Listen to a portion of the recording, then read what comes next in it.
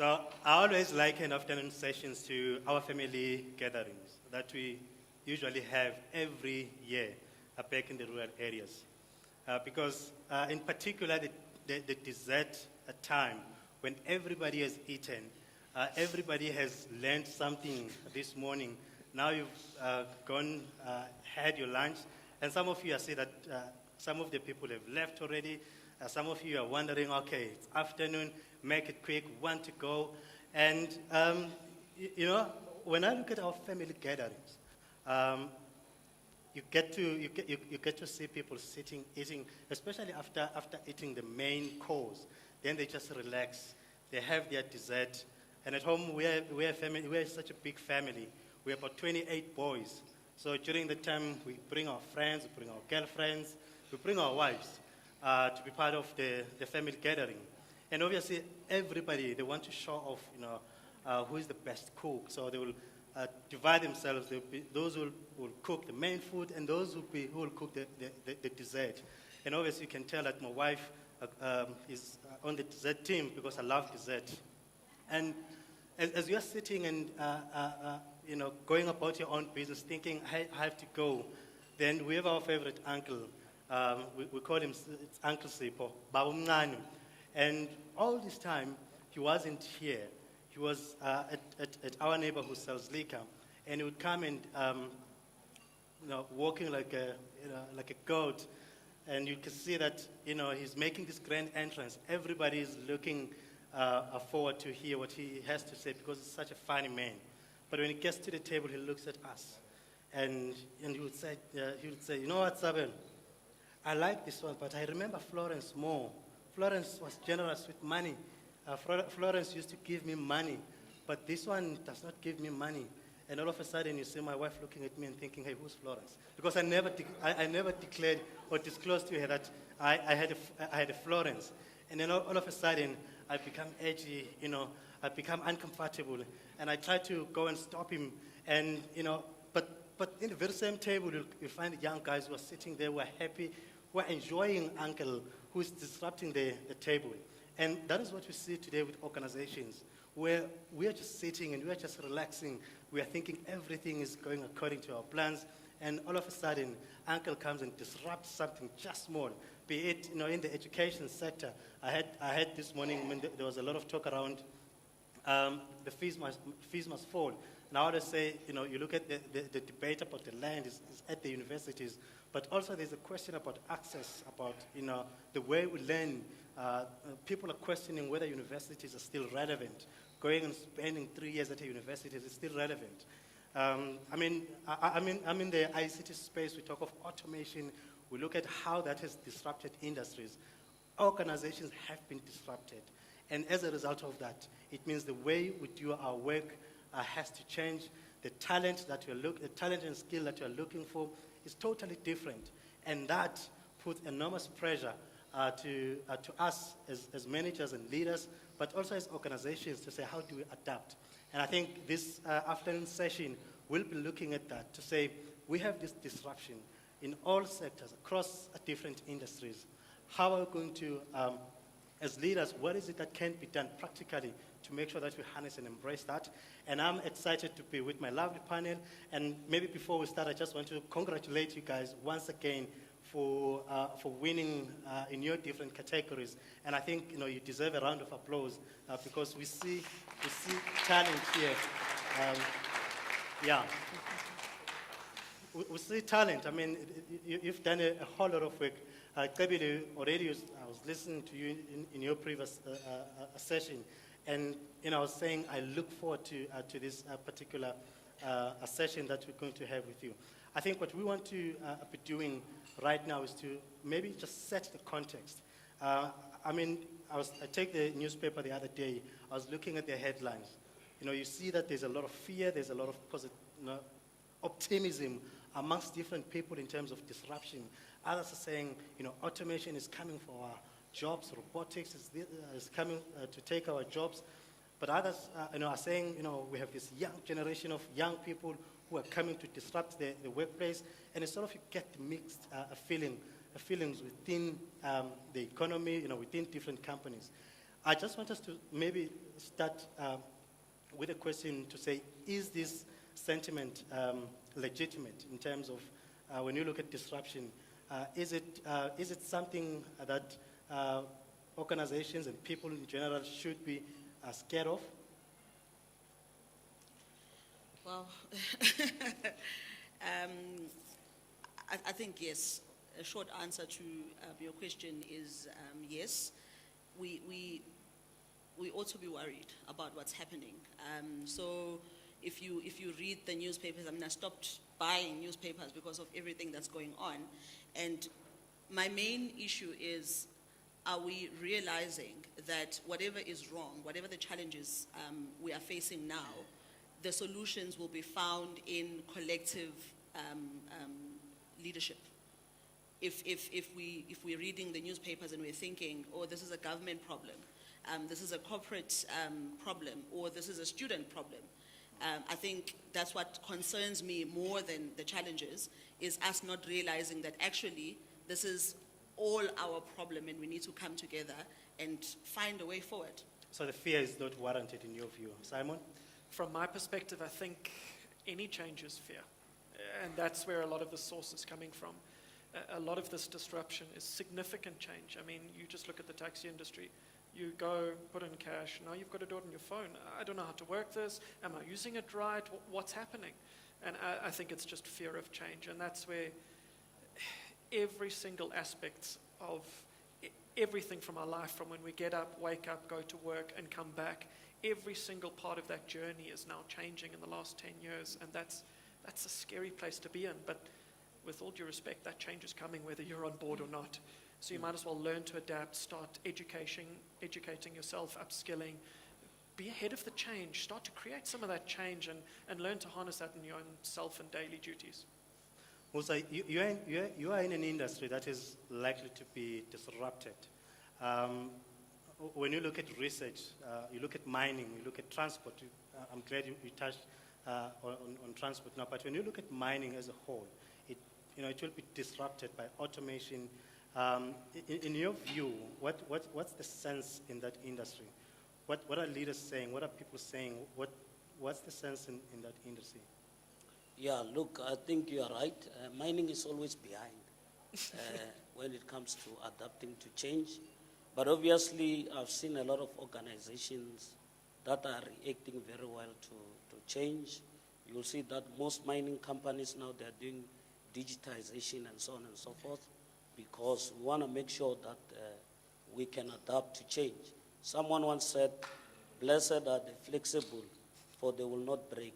So obviously, if mining companies are not flexible, some they close, they say their own care and maintenance, and then wait for when the environment is favorable for them. But if you're going to stay in the game, you must learn how to adapt and deal with the change.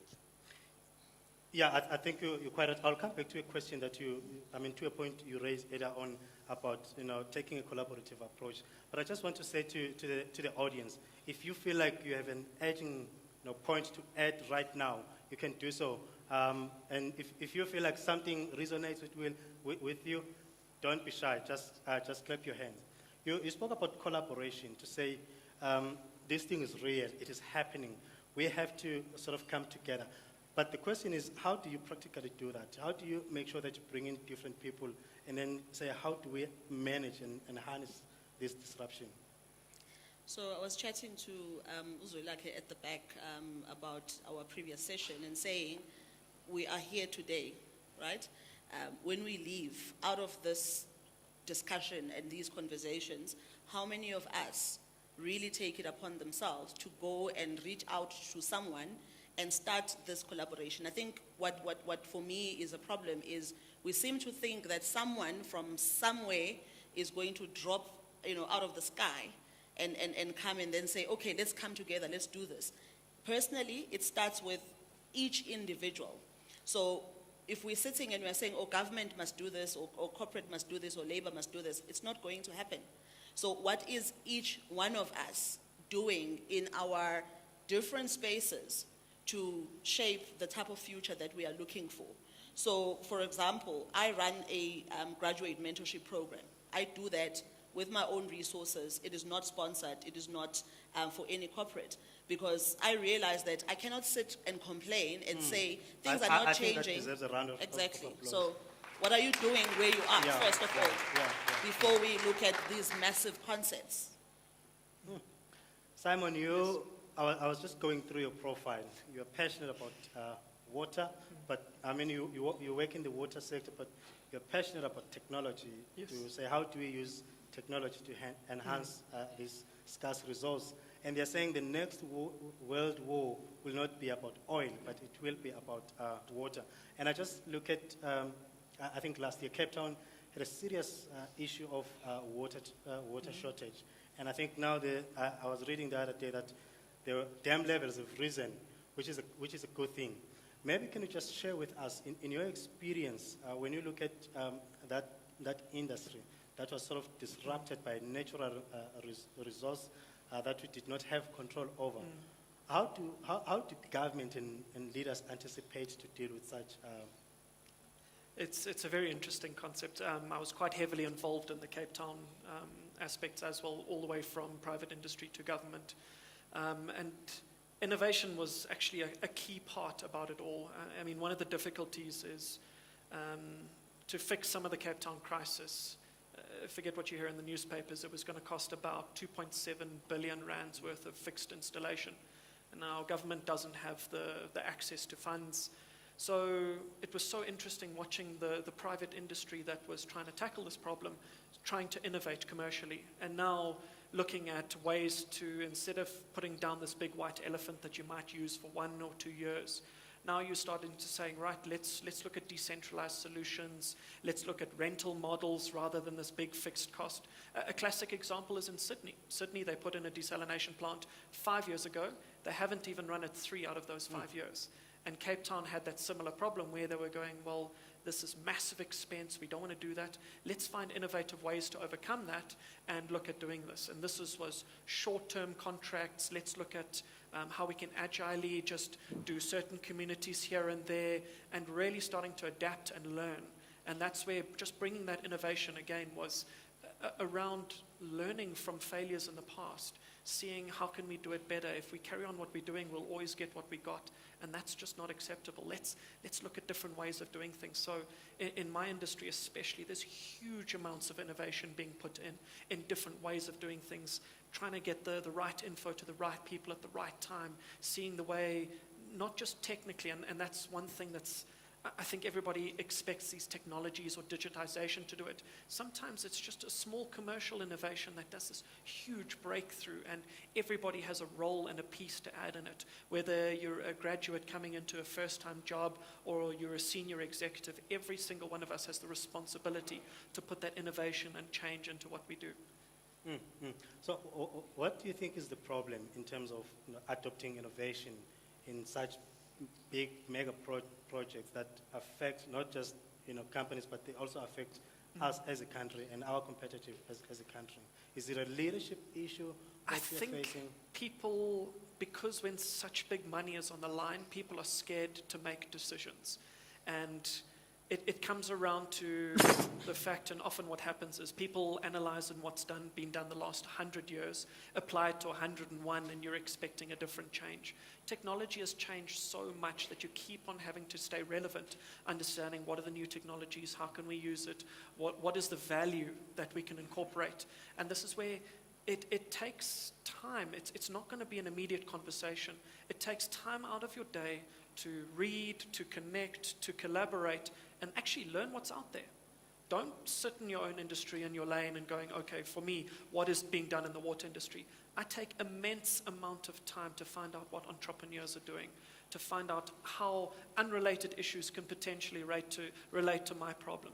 Spend time to collaborate, to just take yourself out of your own little bubble. And I think that's a big problem, is everyone's just in the siloed approach where, no, we've got all the answers to what we need within our own lane, and people don't actually take time to find out what others are doing. Kabile and Musa, Simon spoke about innovation. Therefore, the question is, how do we make sure that we create this environment that will promote innovation? In your experience, How have you done that back in your organizations, or I would say in the industry, to promote that collaboration that you were speaking about earlier on? Okay.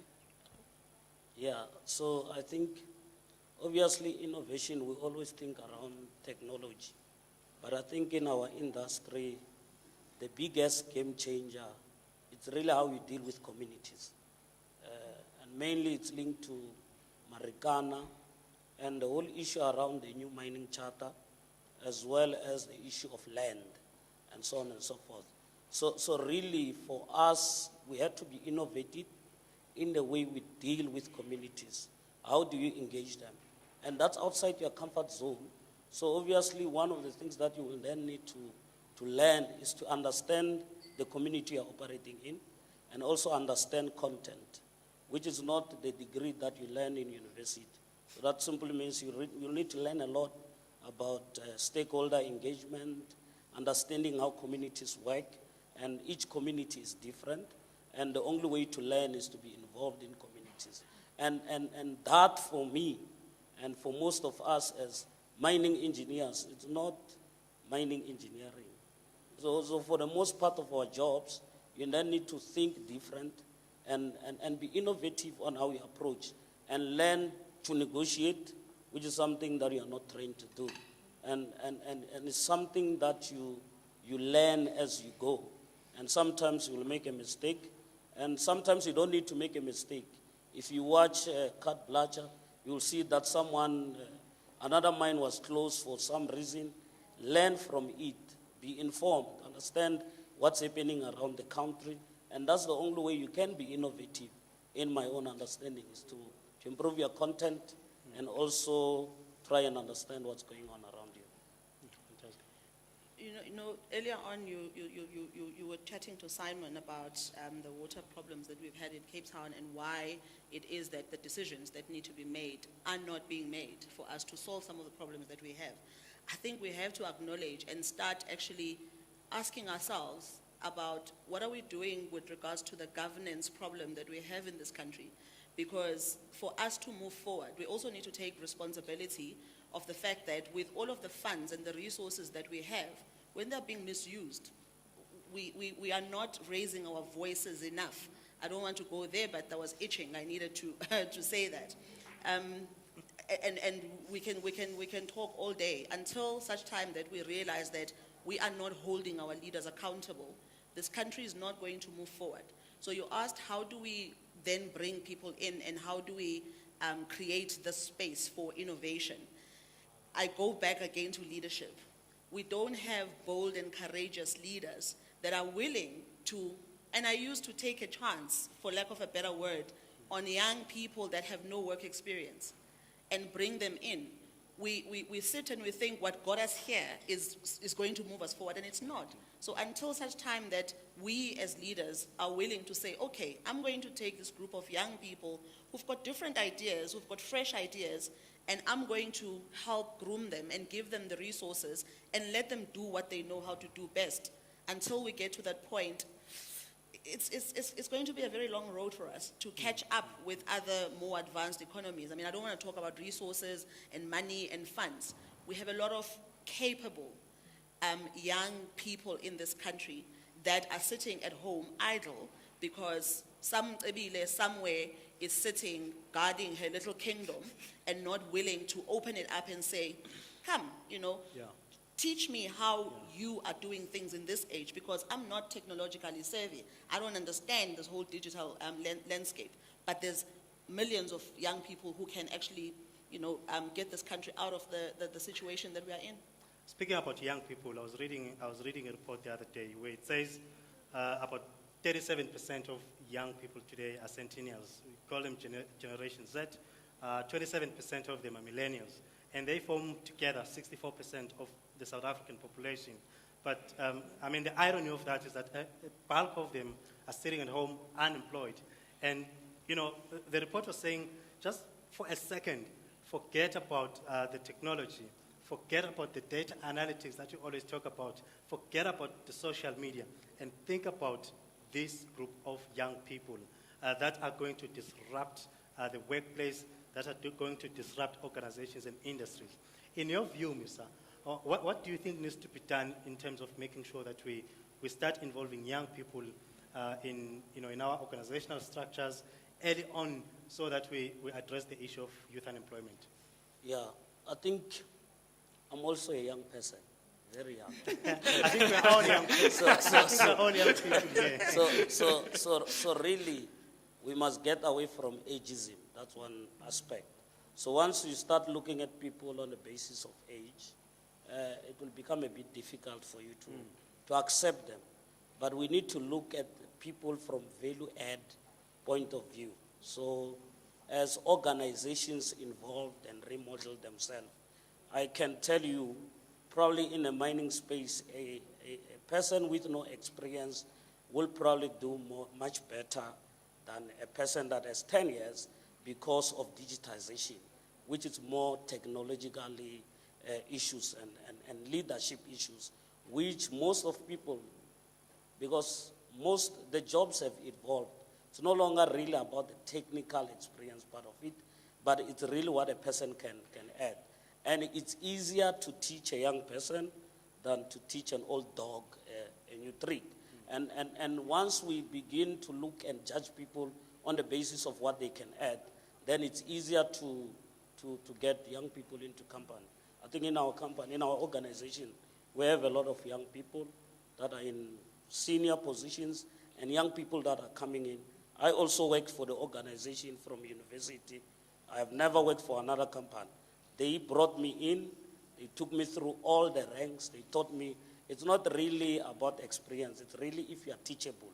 And you must be willing to be taught and accept that it's not about your degree, but it's a fact. So one of the problems organizations have is that when you take a young person with a degree, they come to work with their degree mentality. And that's the reason why organizations don't want to take graduate, because you're going to be, instead of teaching them work, they will be teaching you how to do certain things which they learn in university.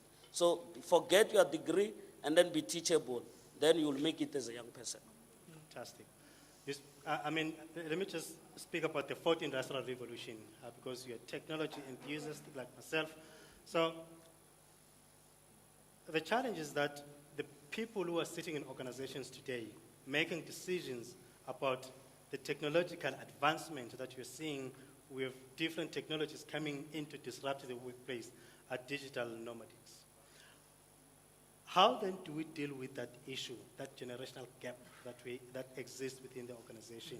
To say, I'm a digital nomadic sitting here, but I have to make decisions about bringing in digital talent, digital skill within the organization, when myself I can't even use my phone to navigate around. Yeah. And to be honest, some of the people who are doing the decisions in the digital space, some of the best implementation teams I've ever seen was the head had absolutely no idea how to use their cell phone. But they knew the value that it could add by bringing in someone who could just make something incredibly complex, simple, neat, with a little bow on top. And that's the trick. And this is a challenge, I think, to a lot of the graduates that are here today, is understand your value as well. And this is, in this digital age, we are so lucky. 30, 40 years ago, when people of our age were moving into the industry, it was sit in your lane, move through the organization, and learn to do it that way.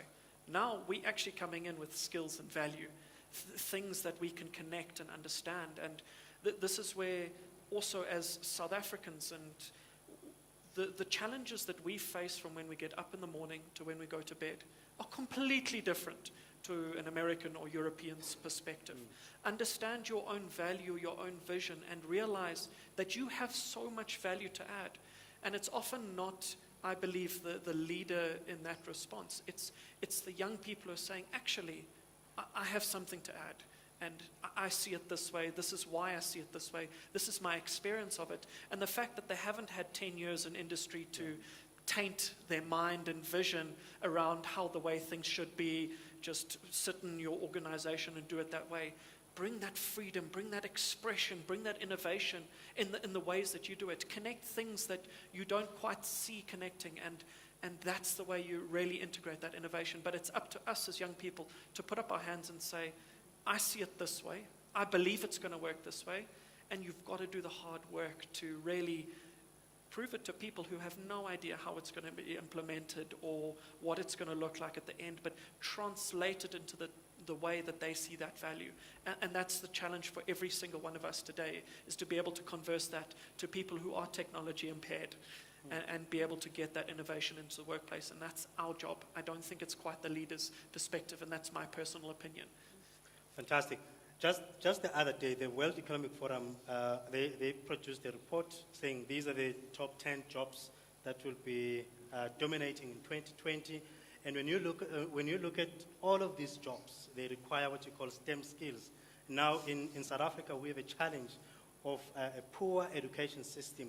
And you look at a lot of the young people who are unemployed, are people who come from poor backgrounds, are people who come from poor communities. How are they going to deal with this issue that we face right now? How are we going to make sure that organizations are competitive in 2020 through the talent that we bring in if they do not have those STEM skills? What do you think can be done in that regard? So I think, first of all, we make things very complicated, and we scare people, and people think that when we talk about digitalization and we talk about technology, we are talking about these very complicated things that certain people only have access to. When we start simplifying it and saying to our people, we have problems, right? And what we need are solutions to these challenges.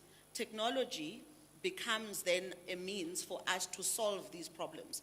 But I think we first start and say, oh, the world is becoming all digital, so if you don't know how to work a cell phone or you don't know how to code, then you no longer have a place in society, which is not true. And then we scare those people that really don't have the information. If we make it simple, it's really about solving the problems and the challenges that we have as a society. Technology then becomes the tool that we use to do that. But you speak about another big topic, and in our group earlier when we had our discussion, it was clear that this is a very big one. It starts from as early as primary school, but maybe let's just bring it closer to high school. When we are helping and we are guiding the people that are about to leave the schooling system about what is needed out there, are we really doing enough? And I'm not going to say government, because raising a society is not the job of the government. It is all of our responsibility. So when children reach high school and we are helping them decide, make career decisions, what are we doing as parents, as teachers, as just business from a corporate perspective? Are we going and helping them to understand what is the future looking like, the way that we see it? Because we are where we are. We can almost see what's happening. I don't think someone who's in grade 10 has an understanding of what's happening. So by the time they leave matric and they go to university and they do that degree that is just a piece of this big puzzle that they need to succeed, the problem is already a little bit too late to solve. So let's take it back. Instead of talking to the people that we are talking to today, let's take it back and start as early as possible to start talking to them about what's coming, what's happening, how best can you set yourself up for success. A degree, yes, it's good. Do it. It has a purpose. It will help you. But if it doesn't help you develop the skills to be able to be adaptable, to be able to work with other people, you don't live in a vacuum. So if you cannot collaborate and work with other people and work with people who are different to who you are, if you cannot learn and learn fast and unlearn all the other things you've learned along the way to make way for new information and new knowledge, then the degree is really useless. Yeah. Let's bring, maybe to comment, might be a different view. I think nothing has changed. Let me put it that way. It's just that we don't believe in ourselves. And I'm going to give you an example. I only learned to use a computer when I was at VETS doing first year. I'm from a village. I didn't even know what's a computer. So they had to teach me Microsoft Words and so on and so forth. But the reality is that we think that people don't have the ability to solve problems, such that when we say in 5 years' time, there will be an issue of digitization, you think that people cannot learn fast, cannot adapt and learn how to operate. My uncle, by the way, he uses a cell phone, and I never thought that he can use it, he can learn how to operate it. So for me, we shouldn't really be scared. We must know what's coming and then understand the problems, then learn how to solve them. And that's why I'm saying, if anyone has a degree, I believe that that person can probably solve any problem. It's not necessarily that we require some new special skills. It's just that the problem will be different, but the principles of problem solving are exactly the same. So it's about the thinking, looking Yes. at things differently and saying, these are the challenges, how do we critically solve these challenges? And commit ourselves in terms of making sure that we do that. But I would like to bring the conversation closer to organizations. As leaders, I think you are responsible for thousands. You are running a mine. You yourself as well, you are working for a big organization. You've been around Kebile, leading big organizations. Now, when you bring this into closer to the organization in terms of the disruption that's happening, that's affecting people, that changes a lot of processes, what is it that we can do to prepare ourselves as leaders? And what sort of tools do we need to have to make sure that we embrace and we harness this disruption? Maybe I'll take that one. I think for me, maybe 2 to 3 main factors that really gets it. Give everyone a voice. Diversity is so important. Understanding how people overcame things and immaterial things can give you solutions to things that you were completely unconnected. Make sure that everyone has a voice to say, you know what, that's not working for me and we need to find a better way to do it. Everyone has a voice to share a problem or a solution or something that's challenging them in the day-to-day places, because even if it's the person who's doing an administration job for the last 40 years, who is not technology inclined in any regard, they still have a voice on a problem that could have a great innovation to solve. They might not have the solution, but at least have the voice in the problem that can create a lot of that change. And the second one for me, and it's the biggest thing, I've implemented, I think, about 4 to 5 digitization programs now in my working life. And the biggest fear I've seen is this fear of failure. And it's so limiting in so many ways. And I've just seen, if you're going to do it, and we were in Barcelona doing a full organization leadership change in how we're going to be approaching the next 10 years. And the biggest sentence that came out of it was, if you're going to do something, do it. And if you're going to fail, fail fast. Yeah. And that's okay. But learn. So next time you found one quicker step in how you're going to overcome something. Is it an issue of fear or capability? What's your experience with that? Because sometimes I think a lot of people are scared to do something because maybe they don't know or they don't have the actual skill to do it. Yeah. And then they don't commit, they don't make the decisions, Yeah. and the situation gets worse and worse. I believe they are so interlinked, and I love that Branson's quote where he says, if you don't know how to do something and someone gives you that job, just say yes and learn how to do it later. And it's so applicable. And especially in the digitization and innovation world, you've got a problem, just jump with two feet forward. Wherever you land, you land. It's further than you were yesterday. It might not be where you want to be, but at least you're moving in some sort of direction and you know which direction you're heading in. And just learn to fail. Be okay with it. It's part of the process. Learn what works for you, what doesn't work for you, about implementing how it works in the culture, how it works for your clients. But importantly, and I love that connection in it, if you don't collaborate with people, you're never going to be able to evaluate how you're doing yourself. Talk to your clients, talk to partners, talk to competition even. Understand how it's all working in your sphere and connect with people, connect with ideas. It's critical. Yeah. I think the point that Simon is making, that what we need to do as leaders is firstly embrace different ways of thinking. I personally have a problem with people that think that the only point of view is, their point of view is the only point of view there is, and the way of doing things is what they know to be right. And until leaders allow different ideas to come to life, there's nothing such as a stupid idea. So if you are going to make people feel that their ideas are probably stupid, worthless, you don't want to listen, then that's a leadership fail for me.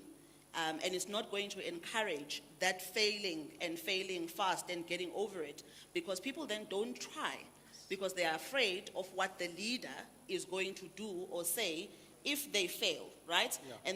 And that is very true. And I've worked in this space for quite some time.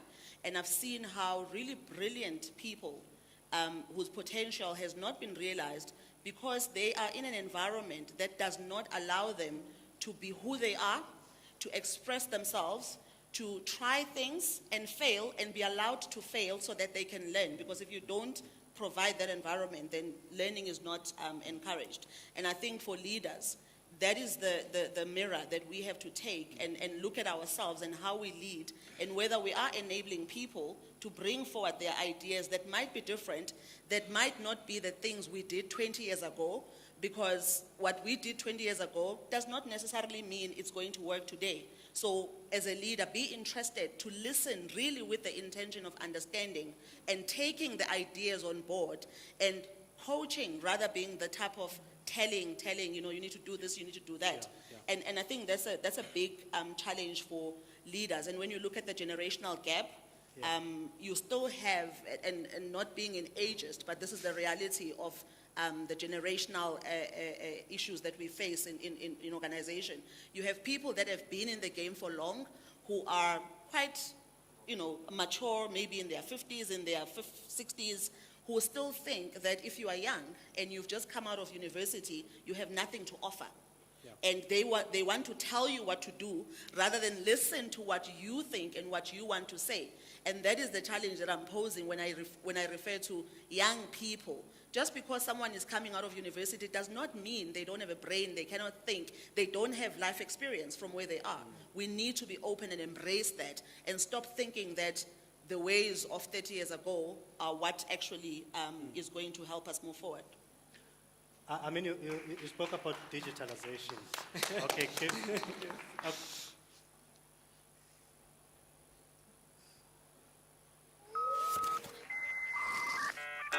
What is Google? I'm Tando. I'm from Nelson Mandela What will University. happen on Y2K? I just want to add on what Ms. Lulu said. I don't 怎 think 么 it's 打 only 领 just 带？ the business leaders qual o that are esporte afraid mais to popular open do up the mundo? space for us to make mistakes. I think Was it's ist das also Human part and Genome parcel Projekt? from us as future employees هل and هذه السنة employees. كبيسة؟ I mean, we see work as an environment to be perfect, to like thrive and succeed, and Is also Pluto gain still a planet? like skills and gain work opportunities and stuff like that. So I Mais think qu'on avait the toi. fact that if we make a mistake, we feel like Qu'est-ce que le grand collisionneur de hadron? there's like associate making a mistake at a workplace as like a negative factor, like we're not gonna gain anything from. We don't like see it as an opportunity to like, okay, I made a mistake. Wedding. I'm gonna grow from it. I'm gonna reflect on the situation and be like, Profecía okay, so Maya next time if I encounter 2012. this, then I know Gift that for I'm gonna Jeff. go through this 'cause I'm gonna encounter this food Apa tu which I selfie? encountered before. So yeah, that's all I want. How do you make avocado toast? When do the summer games begin? And we're asking him, how did you manage Show me pictures of cute to animals. so quick that now you're at a senior level position in 3 years with intake? And he said, you know what, I did a lot of mistakes.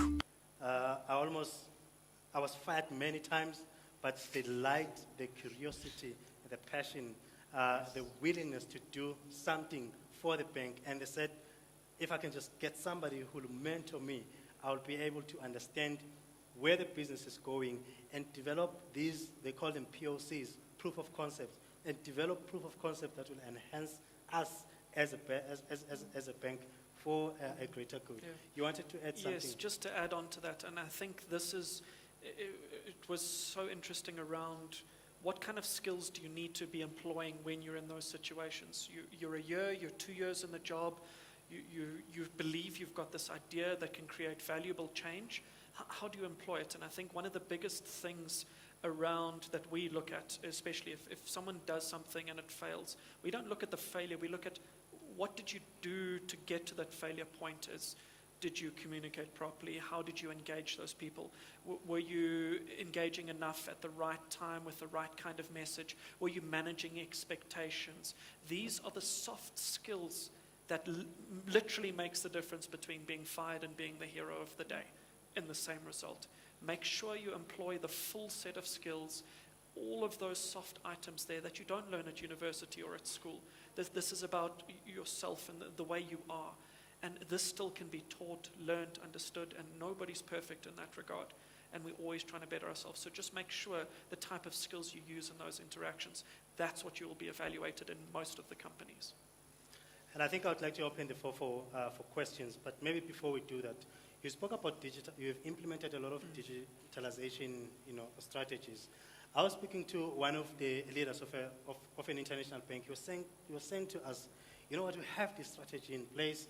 We understand the environment is disrupted, but how do we get everybody on board? How do we get the mindset to change within the bank? Do you find that, or maybe first of all, that's the question that I would like to throw back at you as the panel to say, how do we get everybody on board? But maybe the other question is, do we find that leaders actually, have these strategies and they don't bring everybody on board? Yeah, look, I think we've done a lot of digitization. So obviously, it's not necessarily the implementation part that's important. It's mainly the change management. So for you to get everybody in board, you need to understand, sit with the people, tell them the reason for change and all those change management process. Listen to them. Don't lead the conversation. Let them tell you their fears. Like in the mining field, I mean, the guys are old as well, and they are really scared of digitization as well. Some, they think it will even take away their jobs. So when you listen to all their fears, and then you can go back to a drawing board and then have a proper solutions for them. Rather, you spend more time on getting buy-in than on rushing implementation. Because if you rush implementation, you will end up failing. So rather spend more time on understanding people's fears with regards to the change that you want to bring. Then you can get them on board. I think he's explained it very well. Musa, he understands change management. But I think what we fail to do is just make the things that we want to do relatable. Bring it to a language and a place where people understand what this is and how it's going to affect them, but how it's going to benefit them. I think every change, it might be painful, but every change has got great opportunities. So what we are facing now, there's a lot of opportunities for us to learn new skills, learn new ways of doing things, be exposed to people in countries that we've never visited, but now we are able to do business with people. I mean, if you look at the craft beer industry, for instance, I mean, you've got small South African craft beers that are being sold in Germany, everywhere in the world, where the person who makes the craft beer has never been to Germany. But through technology, they are able to access markets that they would not have accessed before. So if you are going to talk to that group of people, instead of letting them worry about automation, that if I'm automating my process, then people are going to lose jobs. But where are the opportunities? We also need to be highlighting these opportunities and making people see how beneficial this is going to be and what other solutions it's going to bring to us. And I think the selling part, we're not really able to do well in terms of, yes, it's change, it's painful, but these are the opportunities, and this is how you as an individual can benefit and can access some of these opportunities. And then maybe just to add on what Musa said, and was so interesting. I remember my first digital platform that I had released out. I had done an inside-out technique where got all the stakeholders within the company. We're going to do it this way. It's going to be huge amounts of value created because now it's sees in this beautiful way.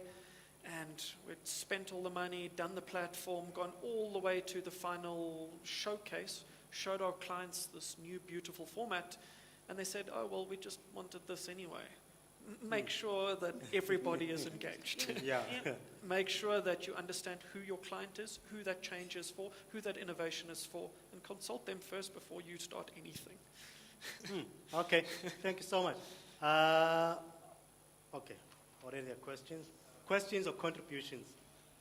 Question more so than contribution, I think. So the question is to Simon and Musa. Simon, you mentioned if you're going to do something, do it. And if you fail, you fail. But then Musa, you mentioned that we shouldn't rush implementation. And there are many entrepreneurs at the moment or thought leaders that believe that we should be doing the fail fast. And if you're going to fail, you learn something new, you move on. You iterate through the process. Do you believe in any way that not rushing the implementation is going against what's failing fast and going against Simon? Do you, in essence, believe that the words that are being said between the two of you are contradicting one or the other? So they apply to different aspects. Fail fast is around the strategy. Do we take a decision on X or Y? Make that decision. I've seen so many companies, and the first philosophy of decision making that I always teach my team is make sure you understand what you're doing. The fundamental has to be take an action. Indecision is the most poisonous decisions in organizations. And that's where if you're going to fail, make your decision right up front quickly. But make sure that the implementation is done at a pace that makes sure that your outcome would always be the same if you rolled the dice 10 times. So the fail fast is around your strategic approach in the decisions that you do make. Don't sit 3 years behind a decision that you should have made in a month. But then once that decision is made, make sure that implementation is done at the right pace so that the outcome is never changed, no matter how many times you roll that dice, if that clarifies it. Yeah. Good. Question over here.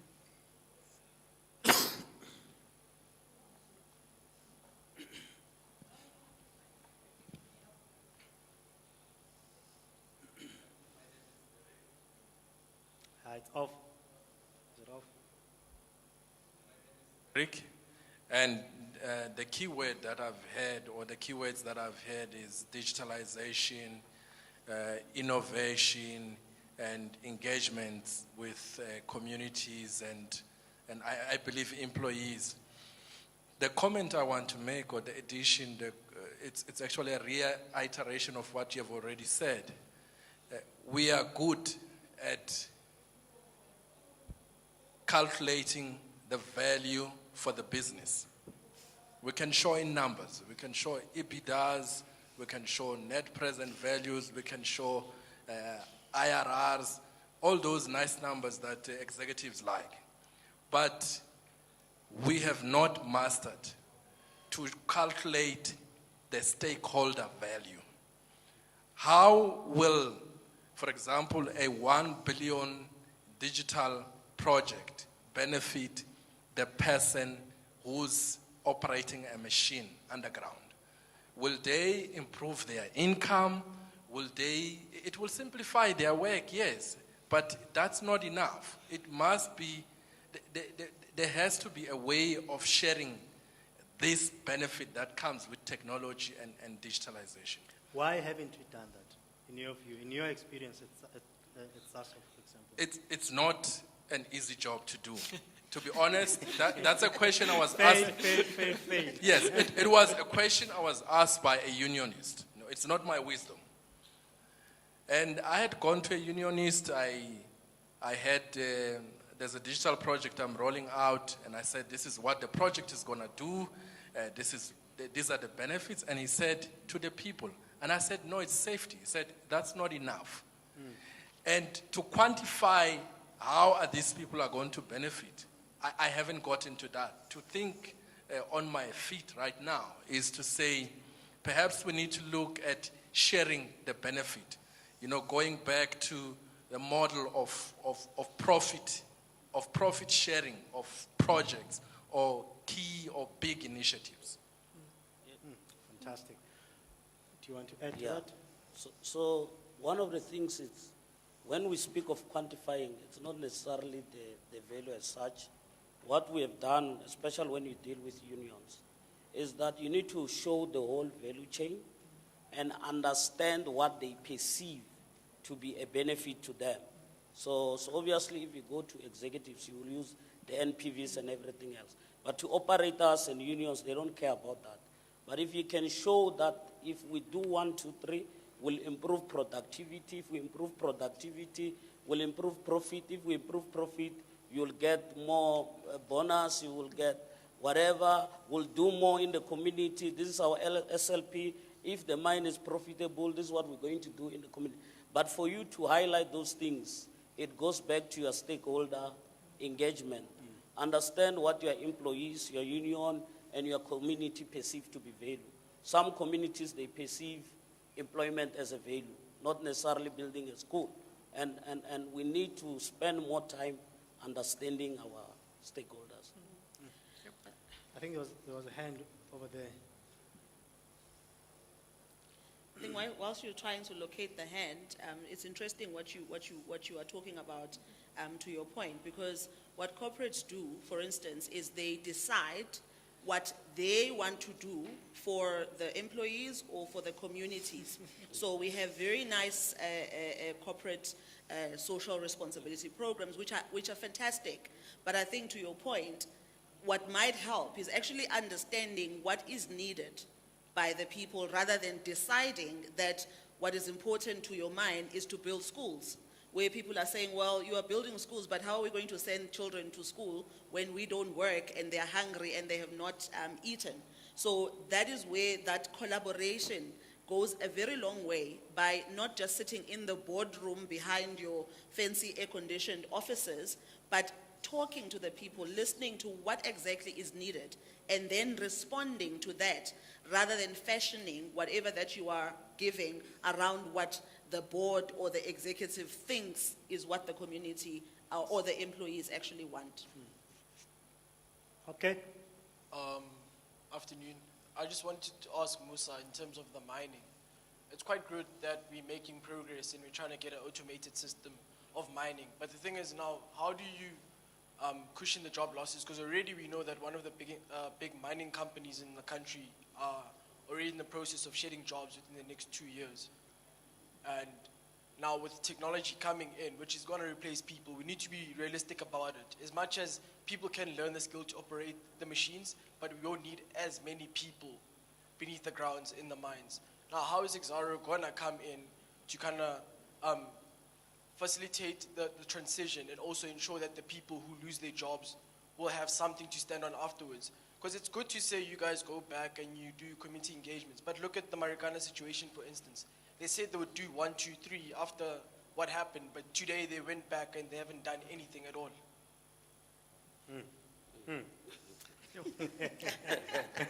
That was very direct, Musa, so we'll leave this one to you. Yeah.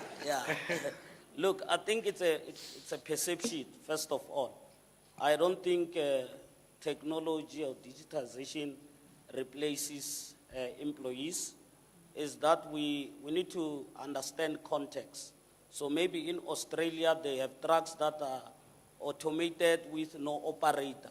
The reason for that is because it's more expensive to get the operators from their cities to where the mines are. So instead of taking them to the mine, they make sure that they go to the city where it's easier. In a South African context, we are not looking at having trucks running on their own. And if that happens in the mines that have happened, it's mainly a safety-driven issue.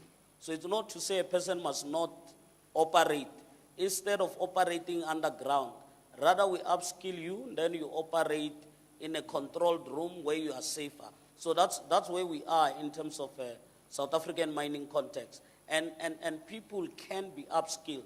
So nothing will replace people. The reason the mines you are talking about, It's mainly based on profitability, which could be something else. That's why people get retrenched. But I don't know of any case in South Africa where technology has been implemented and people were fired because or were retrenched because of technology. It's just we changed the workplace. So instead of going 3 kilometers underground, rather you work on surface because that way is safer.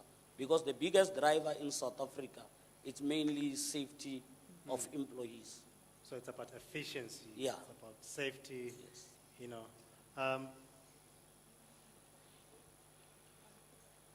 It's on. Okay, just my question, one question on digitization. So I'm just under the impression that most of the people might lose their jobs and all that.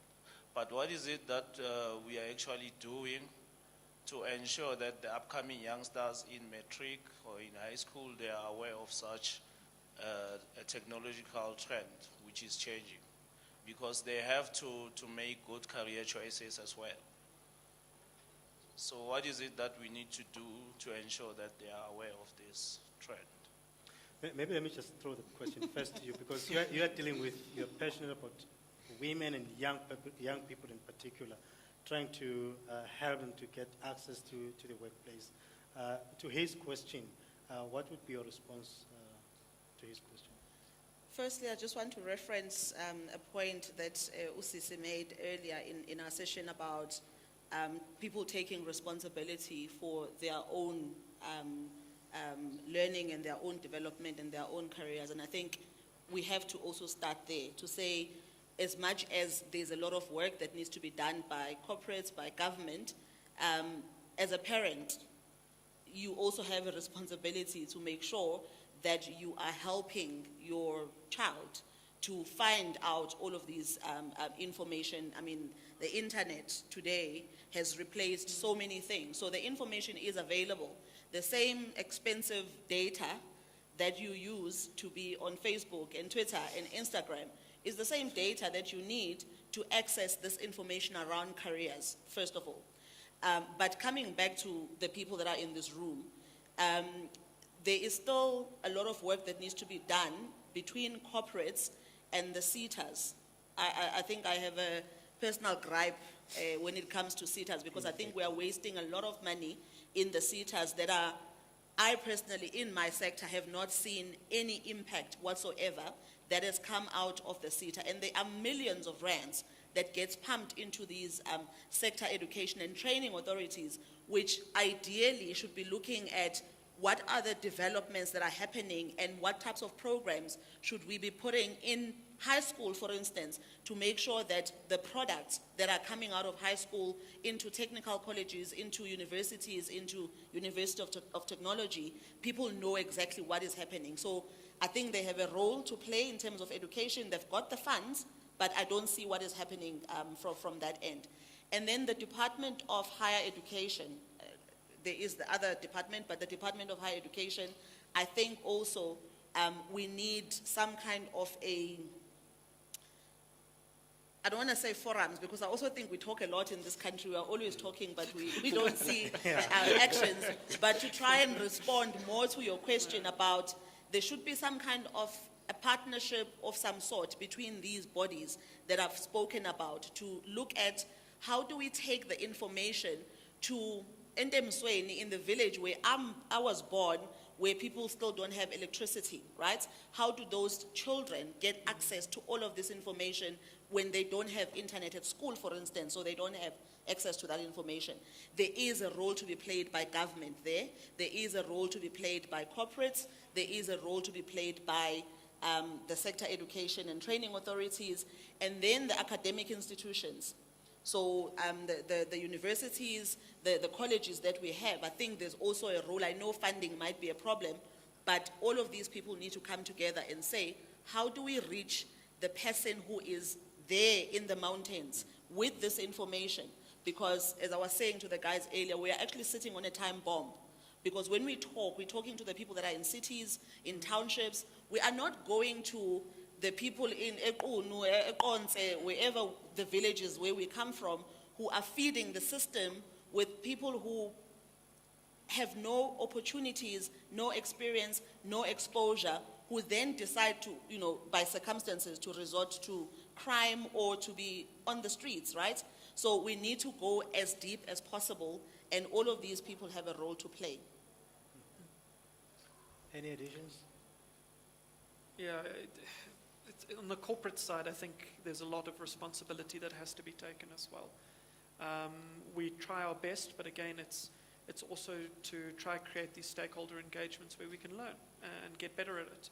For example, the big project that we were going to be doing in Cape Town is still yet to be finalized.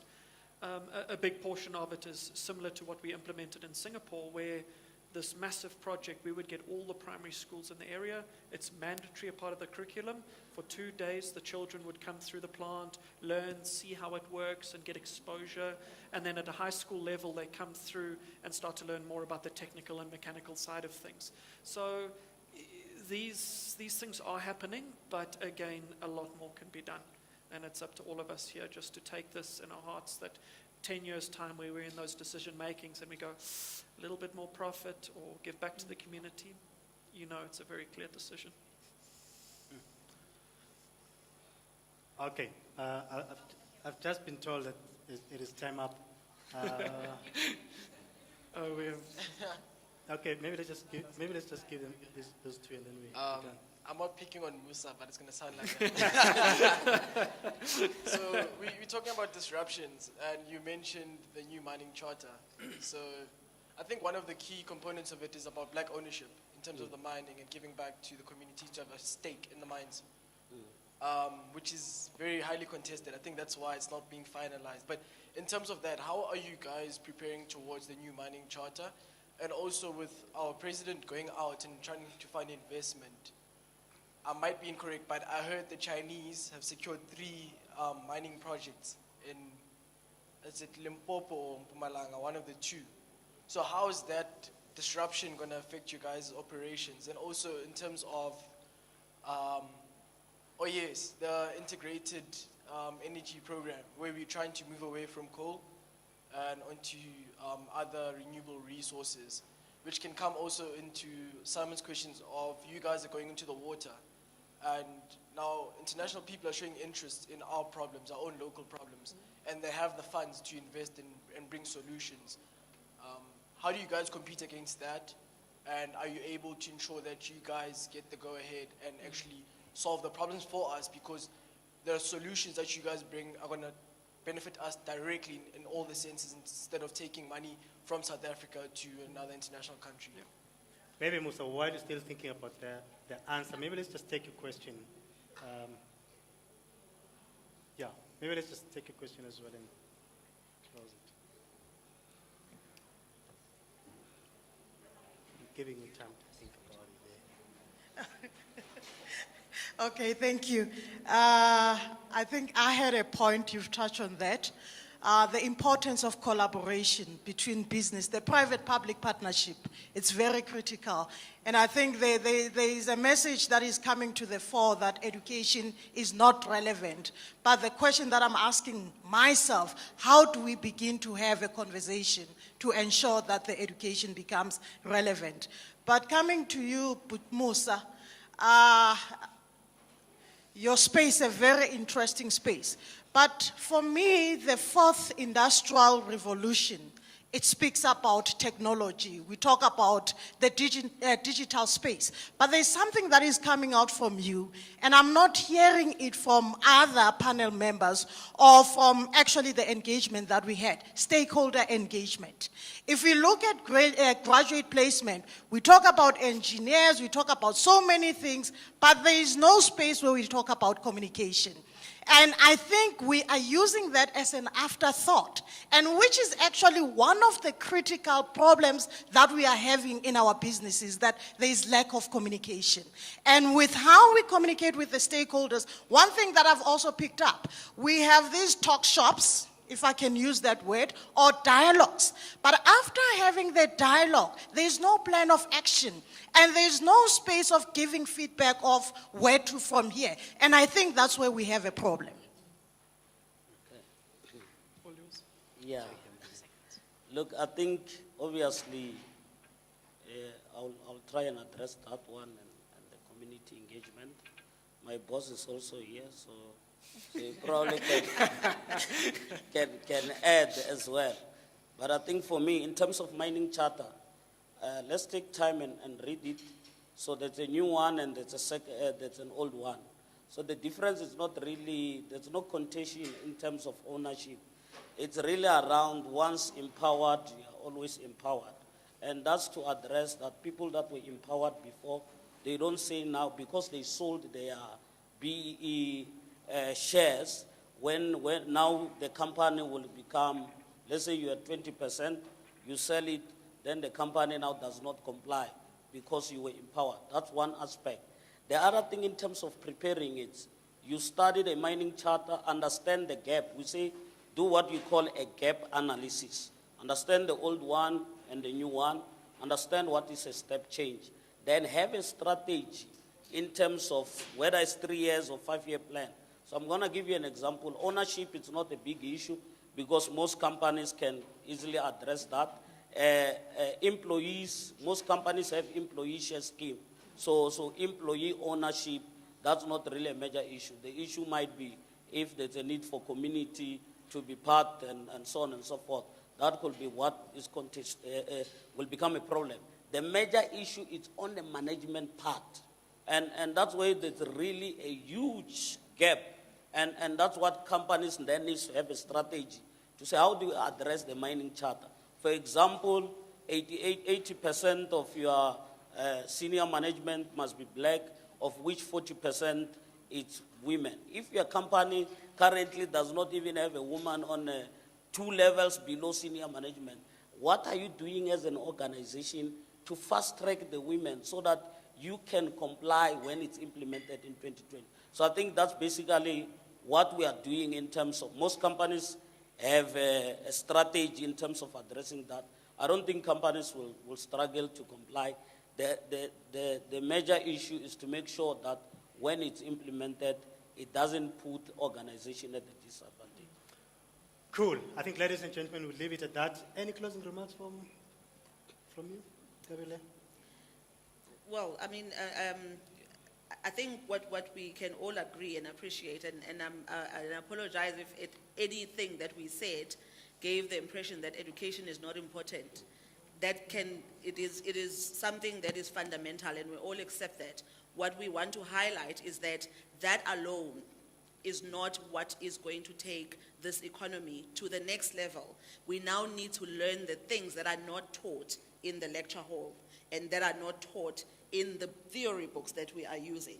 And then finally, on the point of collaboration, I think if we are still having separate engagements as business and as education and all of these stakeholders, it's not going to move forward, because we might be thinking what we are saying or doing is correct, only to find that we are not serving, we are not responding to the needs. So for me, I think if we can just get the dialogue going between all of these stakeholders, followed by action. I mean, I don't particularly enjoy these spaces because I do worry about we talk and we talk and we talk, and then we go back and we do what we were doing anyway yesterday.